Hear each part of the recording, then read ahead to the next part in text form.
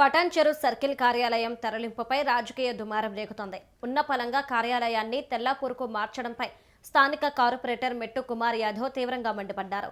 తెల్లవారుజామునే అధికారులు దొంగల్లా సామాన్లు సర్దుకుని వెళ్లడం ఏంటని ఆయన ప్రశ్నించారు.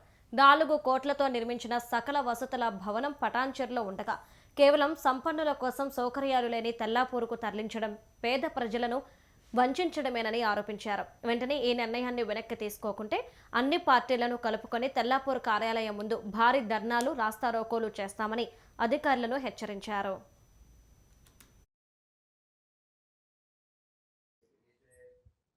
ప్రజలకు తెలవాలన్న ఉద్దేశం మీద ఇవాళ ప్రెస్ మీట్ పెట్టడం జరిగింది.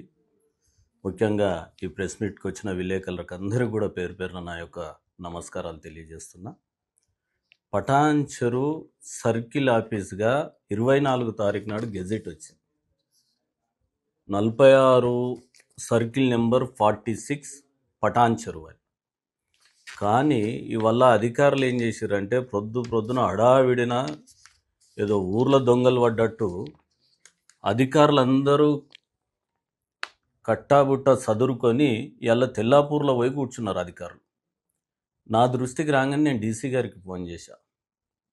ఏం సార్, సర్కిల్ ఆఫీస్ ఏమో ఏడుంది, అధికారులంతా పోయి తెల్లాపూర్లో కూర్చున్నారంటే ఏంటంటే ప్రభుత్వం నుంచి మాకు ఆర్డర్స్ వచ్చినాయి, తెల్లాపూర్ ఆఫీస్ యూజ్ చేసుకోమంటున్నారు, తెల్లాపూర్ను గ్రేటర్గా కలిపారు కాబట్టి ఆ ఆఫీసు యూజ్ చేసుకోమంటున్నారు అని చెప్పాడు డీసీ సురేష్ గారు.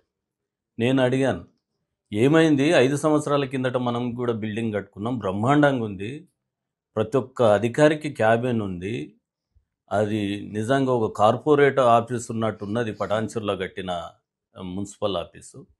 మరి ఇక్కడ కూర్చోకుండా అక్కడికి ఎందుకోమన్నారంటే ఆ బిల్డింగ్ చాలా బాగుందంట సార్, సౌకర్యంగా ఉంటుందని చెప్పేసి మమ్మల్ని అక్కడ కూర్చోమన్నారు అని అంటారు. నిజంగా చూడండి, మాకేం అభ్యంతరం లేదు, కానీ నేను చెప్తా, ఎందుకంటే పటాన్చెరు ప్రాంతంలో ఆ రోజు సర్కిల్ ఆఫీస్ పెట్టారు. పటాన్చెరు రామచంద్రపురం భారతీ నగర్కు కలిసి పటాన్చెరులో ఒక సర్కిల్ ఆఫీస్ కట్టారు. ఒక 3-4 కోట్ల రూపాయలను వెచ్చించి కట్టారు. అది ఎందుకు కట్టారంటే పటాన్చెరు ప్రాంతం అంతా పేద ప్రజలు